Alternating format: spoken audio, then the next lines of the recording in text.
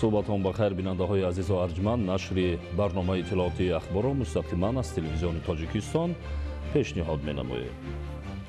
پایتخت تاجیکستان زیبامنظر شهر دلارای دوشنبه نگین تاج ملت است.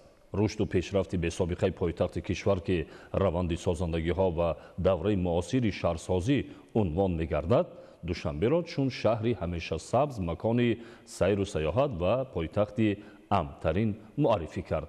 جهانگیر سفرعلیزاده شرحی بیشتر می‌دهد.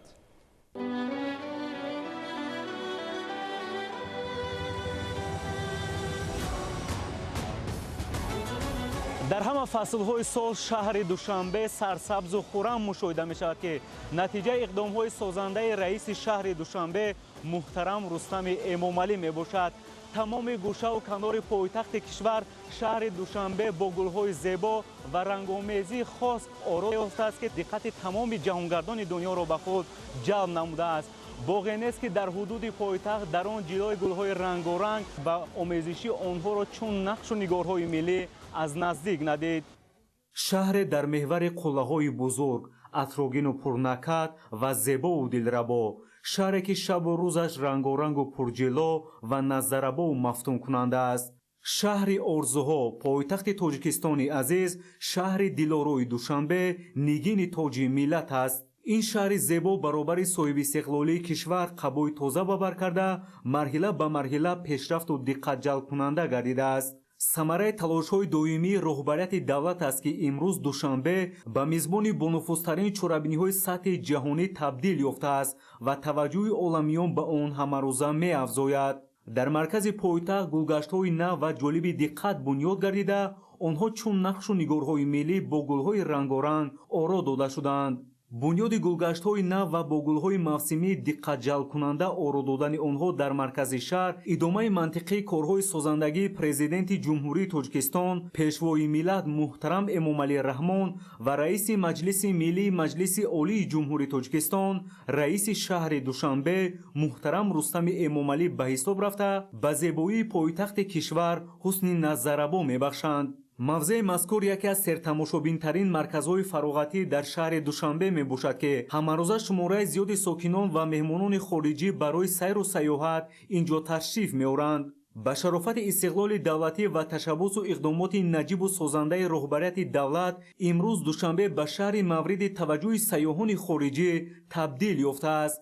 برای شناخت تاریخ و فرهنگ و از نزدیک دیدن پایتخت تاجیکستان آفتابرویه شهروندان خارجی مراغ دارند. Меня зовут Кристина Люц, я с Германии. Теперь я второй раз в Душанбе или в Таджикистане. Я сама тут 81 родилась в Таджикистане. И мне сильно интересно было люди, как тут живут, как мои родители тут жили. И тут в Душанбе мне нравится, где много цветов, много фотографий делала нашим родителям и друзьям отправляла. Да, мне сильно нравится тут, потому что народ сильно открытый, добрый. Я тут как иностранка, и все равно люди открытые. Это мне сильно понравилось. احمد رضا رازی هستم، از کشور ایران اومدم. برای اولین بار هست که وارد تاجیکستان شدم. شهر دوشنبه شهر بسیار زیبایی است، آب و هوا بسیار عالی. من این شهر رو مثل شهر اصفهان که از اونجا اومدم واقعا دوست دارم. یعنی به زیبایی این شهر در تراز به اندازه شهر اصفهان است. حتما به تاجیکستان و شهر دوشنبه سفر کنن، واقعا تجربه خیلی خوبی خواهند داشت. имконияти васеъ барои сайру саёҳат ва истироҳату фароғат таи солҳои охир бо диди муосир ва ҷавобгӯ ба талаботи имрӯзи ҷаҳон муҳайё гардида таҷдиди инфраструктури зарурии соҳаи сайёҳӣ дар шаҳри душанбе ҳамоно идома дорад. тибқи нишондодҳои оморӣ ташрифи сайёҳони хориҷӣ ба тоҷикистон хусусан ба шаҳри душанбе нисбат ба солҳои қаблӣ имрӯзҳо ба маротиб зиёд гардидааст ки натиҷаи заҳмату талошҳои созанда ва бунёдкорона аст. ҳар сайёҳе ки имрӯз ба шаҳри душанбе ташриф меорад аз муосиртарин шароит баҳравар мегардад ва ба худ таъссуроти нек мебардорад. ман шарвонова майсара аз шаҳри тошкент омадам. ман имрӯз душанбе ва душанбе хело хушро шуда рафтагӣ ман ба маъқул шуд. гулҳо бисёр зебо, бисёр хел ба хел. مردم ها میگم که دعوت میکنم که آمده اینجاهای بینن، ذوقش میبیاد گلهای دیده.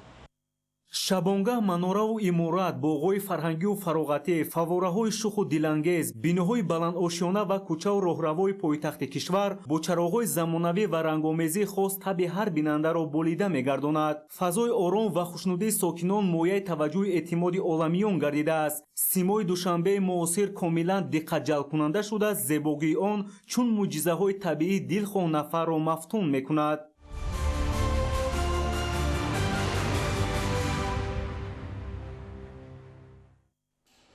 ба истиқболи ҷашни 35-солагии истиқлоли давлатӣ дар ҷамоатҳои шаҳраку деҳоти ноҳияи рудакӣ корҳои созандагӣ бомаром идома дорад ки дар ин кор сокинону соҳибкорони маҳаллӣ саҳми арзанда мегузоранд. бунёди иншооти гуногун барои боз ҳам беҳтар гардидани инфрасохтори маҳал ва таъмини зиндагии шоистаи сокинон муҳим арзёбӣ мегардад. ҳамкорони мо дар ин хусус гузориш медиҳанд.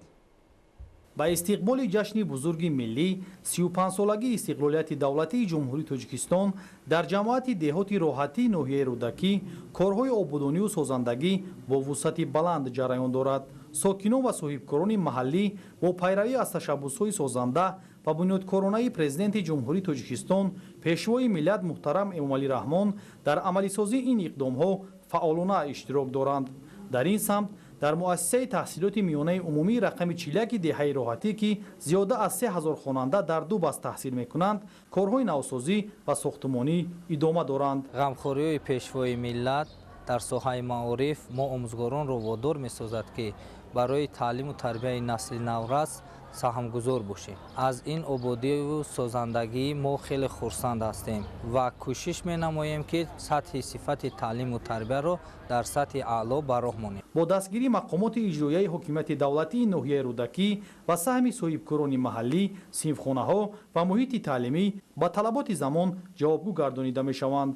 ҳамзамон дар ҳудуди деҳа сохтмони як қатор иншооти муҳими ҷашнӣ аз ҷумла майдони парчам ва нишони давлатӣ, варзишгоҳ бо 1000 ҷойи нишаст, муассисаҳои тиббӣ ва кӯдакистони нав бо маром идома дорад. дар идомаи ҳамин гуна тадбирҳои созандагӣ бо дастгирии ҳукумати ҷумҳурии Тоҷикистон бунёди як муассисаи нави таълимӣ барои 630 хонанда бо 15 синфхона низ оғоз ёфтааст. роҳи асосӣ аз даромадгоҳ то маркази деҳот мунфарш ва кӯчаҳо чароғон карда мешаванд. ин иқдомҳо ки ба истиқболи ҷашни истиқлоли давлатӣ роҳандозӣ шудаанд, нишонаи эҳсоси баланди ватандӯстӣ ва масъулияти шаҳрвандии сокинони деҳаи роҳатӣ буда ба беҳтар гардидани симои деҳот ва зиндагии шоистаи мардум равона гардидааст.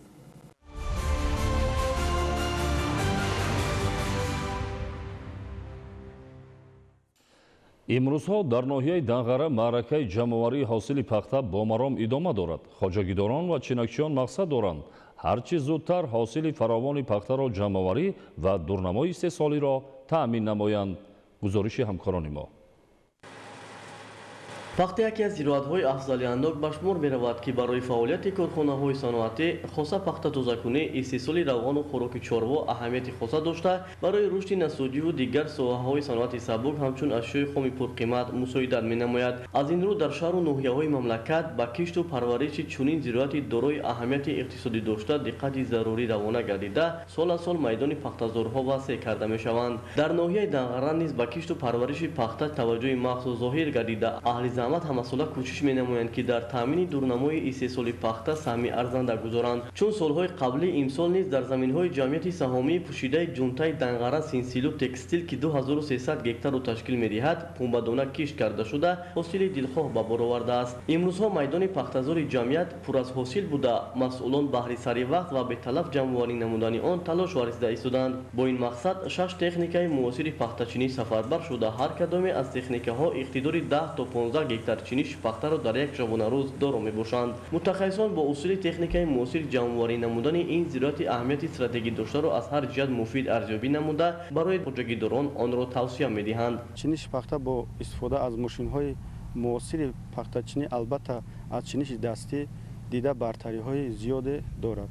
барои сари вақт ва беталаф ҷамъоварӣ намудани дастранҷи марди деҳқон беҳ гардидани вазъи молиявии хоҷагидор муфид мебошад.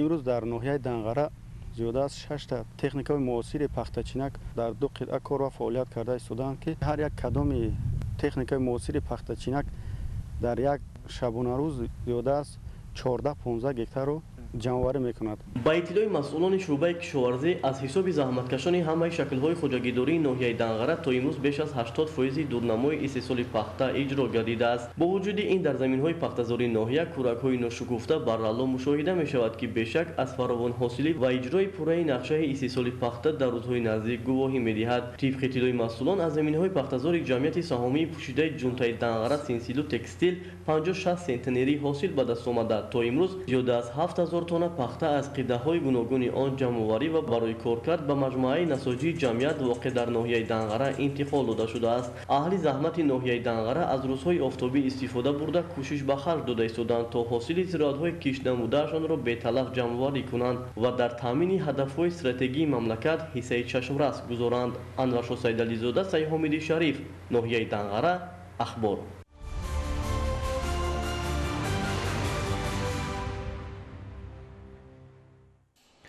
дар ноҳияи шаҳрисон ҷамъоварии мева бо маром идома дорад. ҳосили боғҳо нисбат ба соли гузашта зиёд буда, аз ҳар як дарахт ба ҳисоби миёна то 50 килограмм сев ба даст овардан мумкин аст. шарҳи бештар дар гузориши навбатӣ. ноҳияи шаҳристон ҳамсоли истиқлоли давлатӣ ба шумор рафта ба макони рӯ ба рушд табдил ёфтааст. ҳамасола дар ин ноҳияи наздикӯҳӣ ҳазорон нафар сайёҳони дохиливу хориҷӣ ташриф оварда дар раванди сайри маконҳои сайёҳиву истироҳатӣ бо урфу одат ва шуғли ҳамешагии сокинони ин диёри пурфайз ошноӣ пайдо менамоянд. зеро шуғли асосии сокинони ноҳияи шаҳристон бештар ба парвариш ва истеҳсоли зироатҳои мухталифи кишоварзӣ аз ҷумла меваҳои хушлаззату гуногунранг равона гардида, зиндагии осоиштаву пурбаракати аҳолӣ маҳз аз рушди соҳаи боғпарварӣ вобастагии калон дорад. аз ҳамин лиҳоз зиёда аз 1100 гектар боғи ниҳолони мевадиҳандаро анвои себҳои хушрангу маззаи сафеди хубонӣ, атлассеб, навъҳои ба шароити маҳал мутобиқ гардидаи старкрепсон, тиллоранги амрикоӣ ва сурху зарди маҳаллӣ ташкил медиҳанд. феълан хоҷагидорону боғдорон бо истифода аз мусоид омадани обу ҳавои фасли тирамоҳ ба ғунучини анвои гуногуни себ машғул буда, дар баробари захира намудан барои зимистонгузаронӣ ҳамзамон ҷиҳати таъмини бозорҳои шаҳру ноҳияҳои вилоят ва пойтахти кишвар шаҳри душанбе ҷаҳду талош меварзанд. ҷамъоварии мева имконият медиҳад ки деҳқонон фоидаи софи иқтисодӣ ба даст оварда дар рушди минбаъдаи иқтисодии ноҳия ва беҳтар шудани шароити зиндагиашон саҳмгузор бошанд. аз ҷониби дигар фоидаи софи ба даст омада ҷиҳати боз ҳам васеъ гардонидани қитъаҳои боғ аз ҳисоби заминҳои бекорхобида ва талу теппаҳо масраф мегардад. хоҷагии деҳқонии зулфон бобо дорои 14 гектар майдони боғ буда, дар он асосан меваҳои ба шароити маҳал мутобиқ гардидаи себҳои гуногуни ба содирот нигаронида шуда, шафтолу, зардолу, биҳӣ ва олу парвариш меёбанд. баробари фаро расидани мавсими себчинӣ, соҳибкорони маҳаллӣ меваҳои истеҳсол гардидаро бо нархи дастрас харидорӣ ва ба минтақаҳои гуногуни тоҷикистон ва хориҷ аз кишвар интиқол медиҳанд. боғба себ коштагимон, шафтолай, зардолай, олуҳай мана имсол ҳосили фаровон гирифтем, ҳам аз зардолӣ, ҳам аз шафтолӣ, ҳам олу. мана ҳозир шиниши сепа кардостем.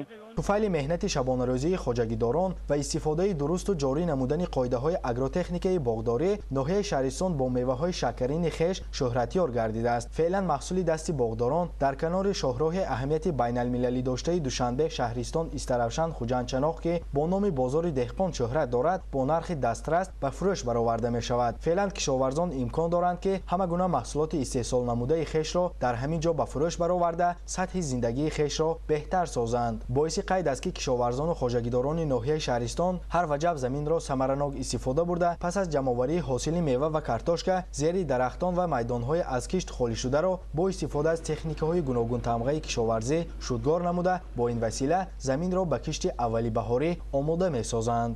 фирдавс умарзода, мазбут бобозода, орзу маъруфзода, ноҳияи шаҳристон, ахбор.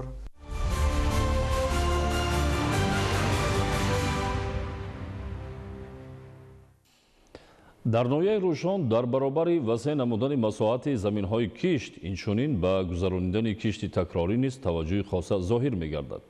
дар ин замина дар деҳаи деҳрӯшон хоҷагии деҳқонии ҳақиқат таъсис дода шуда, дар масоҳати 3 гектар кишти тирамоҳӣ гузаронида шудааст. гузориш дар ин хусус. اساس اقتصادی ناحیه روشن را ساحه کشاورزی در بر گرفته با در نظر داشت موقع کلیدی آن از جانب خواجگی‌های دهقانی در دایره دستور و هدایت‌های اساسگذار صلح و وحدت ملی پیشوای ملت پرزیدنت جمهوری تاجیکستان محترم امامعلی رحمان به بازم وسیع نمودن میدان کشت به گردش کشاورزی در آوردن زمین‌های بیکار خوابیده و به دست آوردن 2 حاصل در یک سال توجه خاص ظاهر کرده می شود. سال روان از روی نقشه در میدان 1600 گکتار کشت گذرانده شده. زیاد از 470 گکتار زمین زیر گندم و بیش از 280 گکتار زیر کارتوشکا قرار داده شد. با به انجام رساندن کارهای حاصلخونداری وابسته به کشت تیره‌ماهی دهقانان در نقطه‌های علاهیده به کشت تکراری دست زدند. عین حال در بسیار خواجگی‌ها جمع‌آوری حاصل انجام یافته به کشت تیره‌ماهی آغاز بخشیدند. عین زمان در خواجگی‌های دهقانی زمین استفاده برندگان به کشت تیره‌ماهی مشغول می‌باشند. عین حال ما قرار داریم در خواجگی دهقانی حقیقت ناحیه روشن که در آن زیاده از 3 گکتار زمین به حالت امروزه به کشت تیره‌ماهی فرا گرفته شده کار در این سمت ادامه دارد. در بعضی خواجگی‌های دهقانی هنوز کارهای جمع‌آوری حاصل رفته ایستاده است و در بعد از جمع‌آوری حاصل زمین استفاده برندگان به کشت تیره‌ماهی مشغول می‌شوند. در دهه ده روشن خواجگی دهقانی حقیقت تأسیس داده شده در مساحت 3 گکتار کشت تیره‌ماهی گذرانده شده است. در نظر است تا ماه نوامبر 7 گکتار زمین به کشت تیره‌ماهی فرا گرفته می‌شود. ساکنان ناحیه روشن در سمت زمینداری و گذراندن کشت تکراری و تیره‌ماهی تجربه بای داشته هر یک وجب زمین را همساله بیکار نمانده کشت تیره‌ماهی را با تمام اصول‌های اگروتکنیکی به راه می‌گذارند.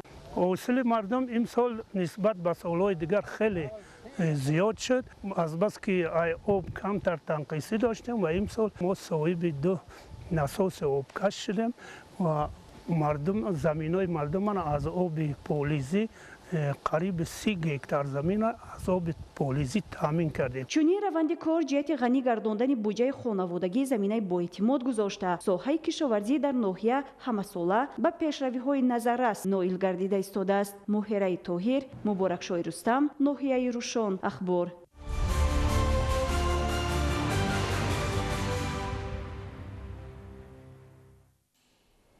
дар вазъияти мураккаби ҷаҳон ва бархурди тамаддунҳо кишварҳои олам талош намуда истоданд ки таъриху фарҳанги худро аз хатару таҳдидҳои замони муосир ҳифз намоянд. тоҷикистон низ ҳамчун узви комилҳуқуқи ҷомеаи ҷаҳонӣ дар даврони соҳибистиқлолӣ таъриху фарҳанг ва тамаддуни худро дубора эҳё намуда ҳамчун рукни муҳими давлатдорӣ рушду таҳким бахшид. вале мутаассифона ҳастанд нафароне ки тамаддуни бои миллати тоҷикро сарфи назар карда рӯ ба фарҳанги бегона меоранд. мавзӯъро ҳамкорони мо шарҳ медиҳанд. яке аз нишонаҳои асосӣ ва муаррифгари фарҳангу тамаддуни миллатҳои дунё либоси миллии онҳост. аз сӯи дигар либоси миллӣ яке аз нишонаҳои соҳибфарҳангӣ эътироф шудааст ва занону бонувони моро зарур аст ки фарҳанги миллиро бо тақлиди куркурона ва сиёҳпӯшиву истифодаи сатру ҳиҷоб омехта насохта онро бо тамоми покию рангорангияш бегазанд ба наслҳои оянда ба мерос гузоранд. атлас ва чаган ки либоси миллии мо мебошад аз ҷониби созмони байналмилалии юнеско эътироф гардида ҷаҳонӣ гаштааст. мо бояд пеш аз ҳама аз ин ифтихор кунем, бояд ки дар амал татбиқ намудани либосҳои миллӣ саҳмгузор бошем. дар шароити мураккаб ва пешгӯинашавандаи ҷаҳони имрӯз кишварҳои олам кӯшиш менамоянд ки фарҳанг ва таъриху тамаддуни худро аз хатарҳои муосир ҳифз намоянд. дар солҳои соҳибистиқлолӣ бо ташаббусҳои беназири пешвои миллат муҳтарам эмомалӣ раҳмон фарҳанги миллии мо дубора эҳё гардида силсилаи ёдгориҳои таърихиву фарҳангии миллати тоҷик аз ҷумла намунаи либосҳои миллии тоҷикӣ ба феҳристи моддӣ ва ғайримоддии башарият ворид гардиданд ки мояи ифтихори ҳар нафар тоҷику тоҷикистонист. қобили зикр аст ки бо мақсади густариши фарҳанги миллӣ аз ҷониби мақомоти дахлдор намунаи беҳтарини либосҳои миллӣ низ барои тамоми сину сол пешниҳод гардид ки бори дигар тамаддуни бою ғанӣ ва қадимаи миллати тоҷикро пеши назарҳо ҷилвагар месозад. аз ҷониби дигар дар моддаи 18 қонуни ҷумҳурии тоҷикистон дар бораи танзими ҷашну маросим тағйирот ворид карда шуда. тибқи он ворид, истеҳсол, фурӯш ва истифодаи сару либоси ба фарҳанги мо бегона манъ карда шуд. аммо кам нестанд нафароне ки дидаю дониста даст ба қонуншиканӣ мезананд. طبق تغییر الهی که به قانون مذکور وارد شد طبق قسم 5 ماده 18 شهروندان جمهوری تاجیکستان عهده دارند که در حیات فعالیت خود رکنهای فرهنگ ملی از آن جمله زبان دولتی و پوشیدن لباس ملی را رعایت نمایند و واردات، فروش و ترغیب لباس به فرهنگ ملی ما بیگانه طبق طلبات ماده مذکور منع است. این چی معنی دارد؟ این تنها به خاطر پیشگیری خرافات و زیاده‌روی و نمایشکاری که امروز متاسفانه انمون عادت‌های بد نمایشکاری و نسخه برداری از فرهنگ‌های با ملت ما با سنت‌های مردم ما بیگانه تنها به خاطر پیشگیری همین فرهنگ‌هایی که وارد میشوند و با این در شرایط کنونی جهانی شوی که هر یک ملت خصوصا ملت ما که تاریخ زیاده از 6000 ساله داریم و وظیفه داریم به هر وسیله انمون ارزش‌های ملی خود را حمایت کنیم. قانونگذاری مملکت نسبت آنهایی که سر و لباسی به فرهنگ ما بیگانه را استحصال میکنند و به فروش میبرارند جوابگری پیش بینی نموده است. тоҷикон ҳеҷгоҳ ба ягон фарҳанги бегона эҳтиёҷ ва ниёз надоштанду надоранд. зеро фарҳанги миллии халқи тоҷик аз қаъри таърих сарчашма гирифта дар замони соҳибистиқлолӣ шӯҳрати ҷаҳонӣ низ касб намудааст. аз сӯи дигар вазифаи ҳар яки мо махсусан занону бонувон аст ки дар замони бархурди манфиатҳо ки фарҳангҳои бузург фарҳангҳои хурдро пахш мекунанд тамаддуни чандин ҳазор сола ва фарҳанги бою ғании худро аз хатару таҳдидҳои замони муосир ҳифзу ҳимоя намоянд. маъруф назарзода, камол маҳмадёр барои барномаи иттилоотии ахбор.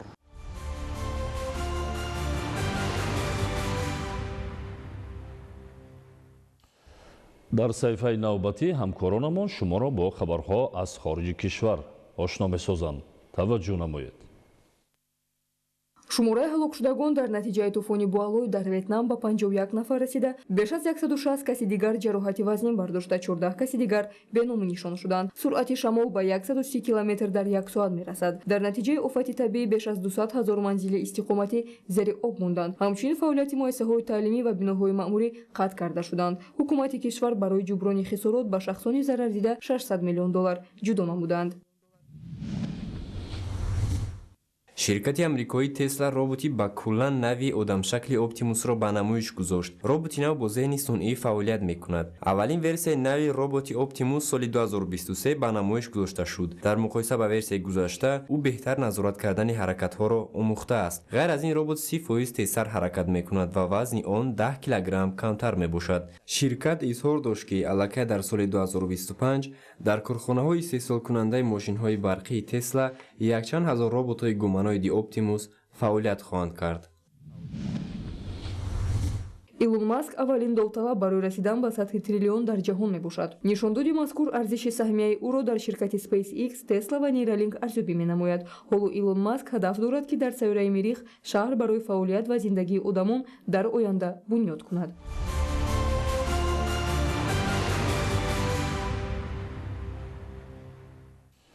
тамошобинони азизу арҷманд, ин буд барномаи иттилоотии ахбор. тансияту хонобод бошед.